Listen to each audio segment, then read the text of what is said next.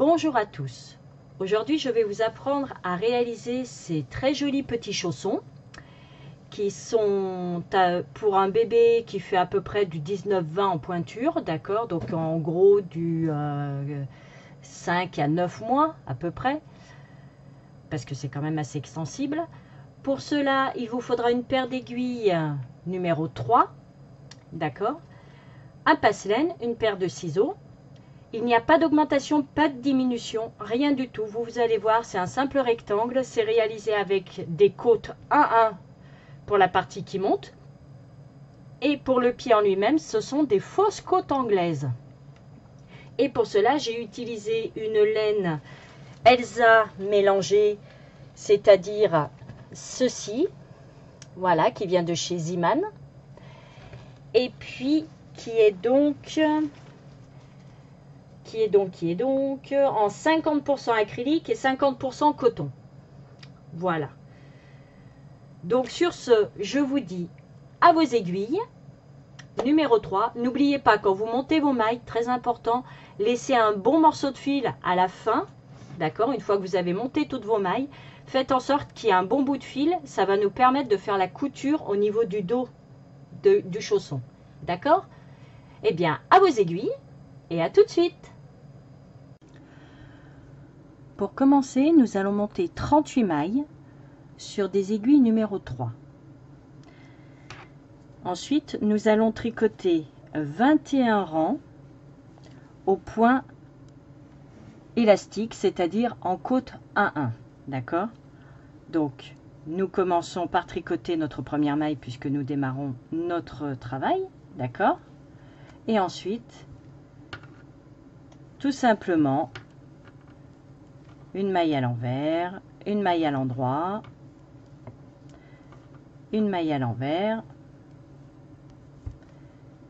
une à l'endroit et ainsi de suite. D'accord?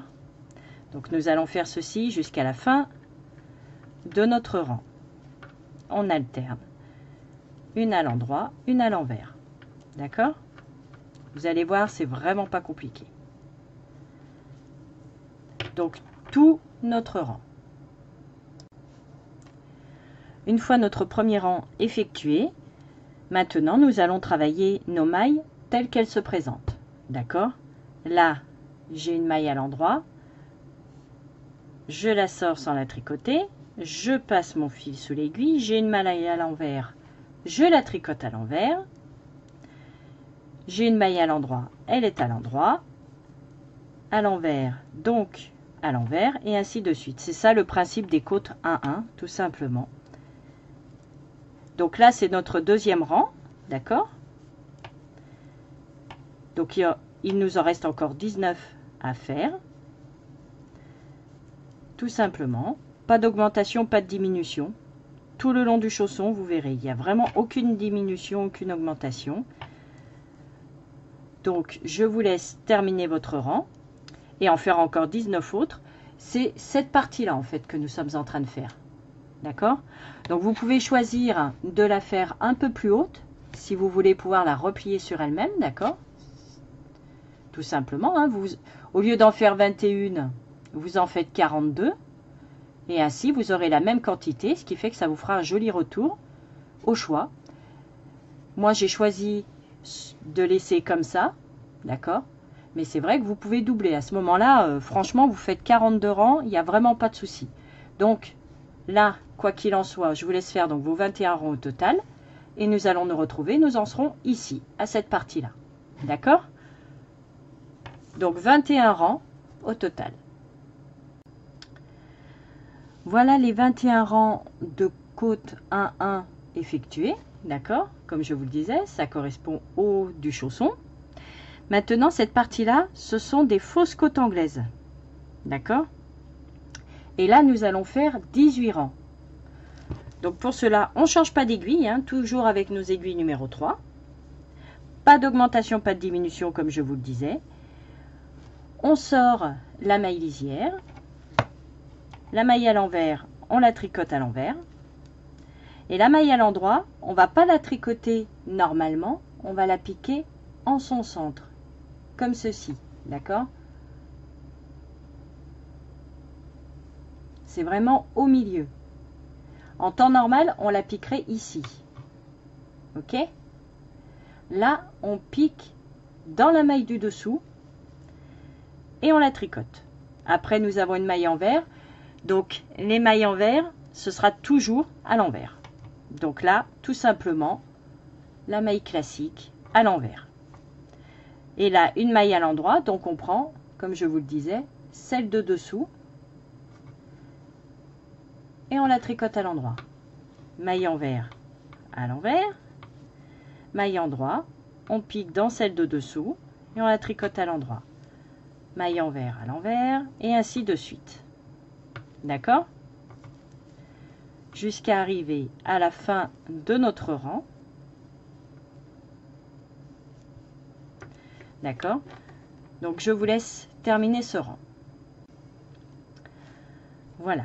Une fois que le rang est terminé, nous tournons donc notre travail et nous recommençons avec la maille normale, la maille lisière. Là, la maille à l'envers, on la tricote à l'envers. Et de nouveau, la maille endroit, on pique dans celle de dessous. D'accord? Pique bien dans celle de dessous.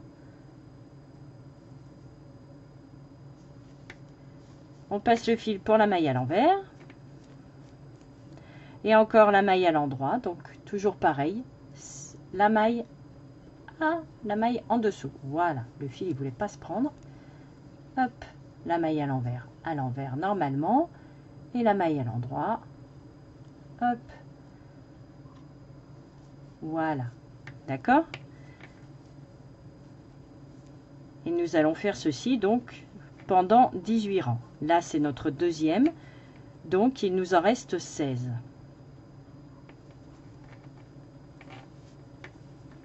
Donc, vous avez bien compris, la maille à l'envers, quoi qu'il en soit, elle est à l'envers normalement.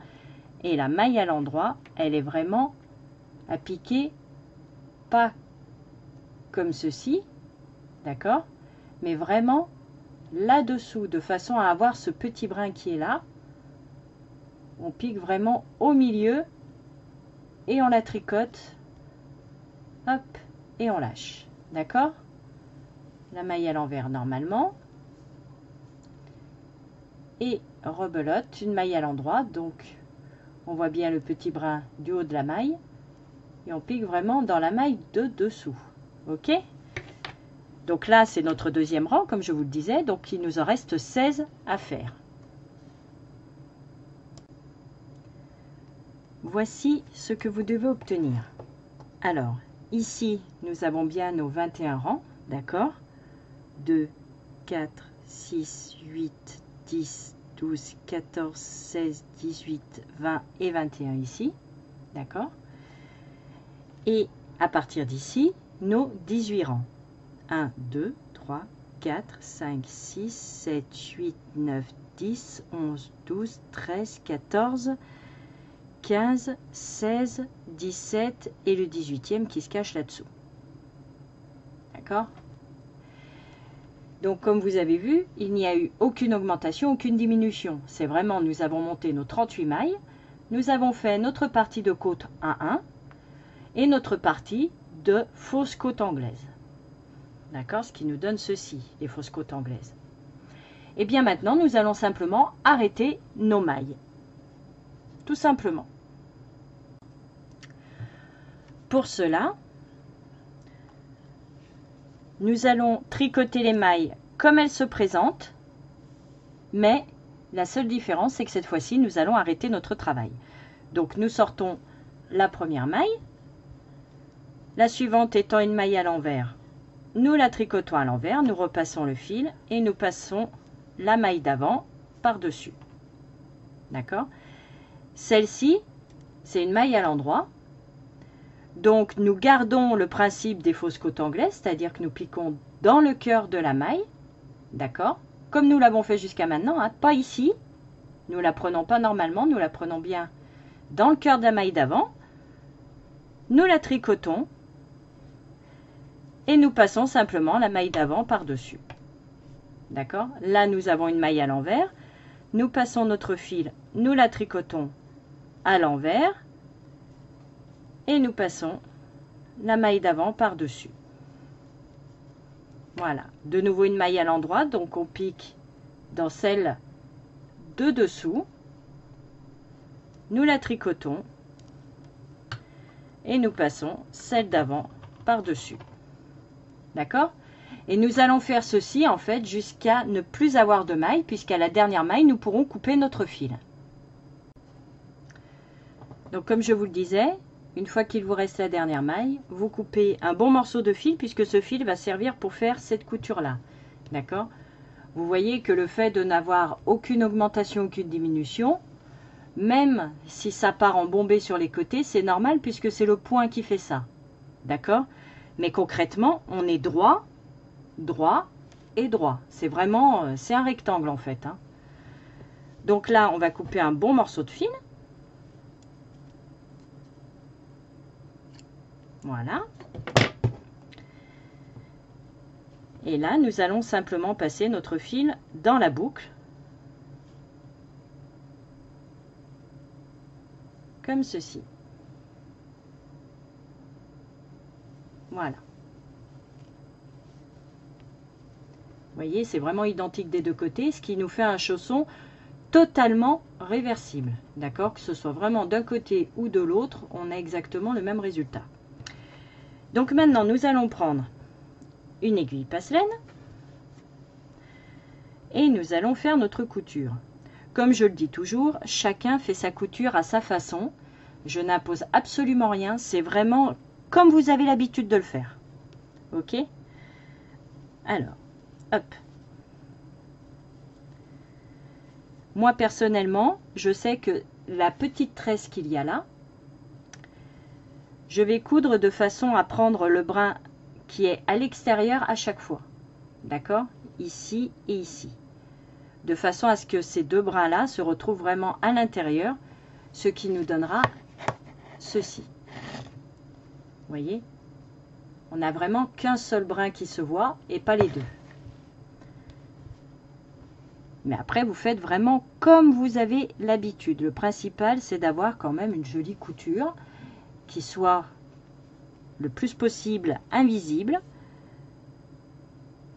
Donc chacun fait comme il l'entend, comme il sait faire, tout simplement. Voilà. Si vous décidez de faire comme moi, c'est vraiment le brin à l'extérieur d'un côté. Vous voyez, le brin à l'extérieur d'un côté qui rejoint le brin à l'extérieur de l'autre. Ici. D'accord?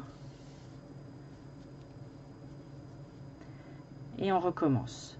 Le brin extérieur ici qui rejoint le brin extérieur en face. D'accord? Et nous faisons ça tout le long pour vraiment fermer le dessous du pied. C'est d'ailleurs pour ça aussi que nous avons fait un arrêt de maille, maille par maille, que nous n'avons pas terminé avec 2 mailles ensemble à chaque fois par exemple, ou même de simplement passer notre aiguille dans chaque maille pour après serrer, parce que c'est ce qui va nous faire vraiment le fond du pied. Il faut que ce soit quand même droit. D'accord? Nous aurions fait les mailles 2 par 2, ou voire même récupérer les mailles avec l'aiguille pour bien serrer. On aurait eu un rond là au milieu, et concrètement, ça n'aurait pas fait joli du tout. Alors que là, vraiment, maille par maille, au moins, ça fait une bonne semelle. Donc, je vous laisse terminer de coudre cette partie-là. Et bien sûr, il faut coudre également cette partie-là. Voilà, la partie du fond est terminée. Vous voyez, par les brins extérieurs. Donc maintenant, nous récupérons notre fil, d'accord, du début de notre ouvrage. Et pareil, avec un passe-laine. Et là, comme je le dis à chaque fois, chacun fait vraiment comme il veut. Personnellement, je prends exactement pareil que pour le fond. C'est-à-dire, je vais récupérer cette petite boule qui est en face. D'accord? Hop. Si le petit fil veut bien se dégager. Et après, pareil, maille par maille. Hop là. Voilà. Vraiment, le brin qui est vraiment au bord. Et nous faisons les uns après les autres jusqu'à arriver complètement en bas.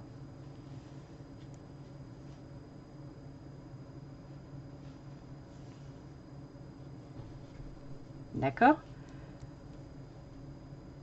Voilà. Donc je vous laisse terminer jusqu'à ce que vous arriviez là en bas. D'accord? On rentre le fil. Donc on fait notre petit nœud, hein, exactement comme là.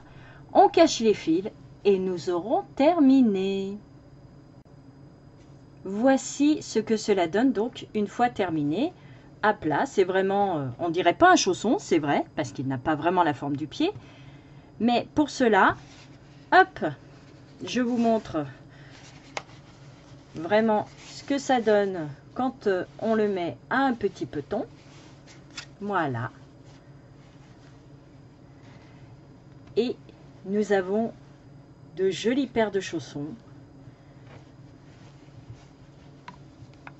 Voici le résultat. C'est agréable à faire, vous avez vu, c'est vraiment pas compliqué, c'est accessible à toutes et à tous. Et le petit plus, comme je vous l'ai dit, si vous montez un peu plus de rang ici, vous pouvez faire la version qui se retourne. C'est vrai que moi je ne l'ai pas faite, mais franchement, ça peut être sympa d'avoir, bon là c'est vrai que je retourne sur 21 rangs, mais si vous faites le double, franchement ça vous fait déjà un bon petit retour. Moi je sais que je les trouve sympas comme ça. Voilà, pas compliqué du tout. Donc si mon tutoriel vous a plu, n'hésitez pas à mettre un petit pouce bleu vers le haut, à vous abonner à ma chaîne. Et puis je vous fais plein de gros bisous. Je vous dis à très vite pour un nouveau tuto. Ciao ciao.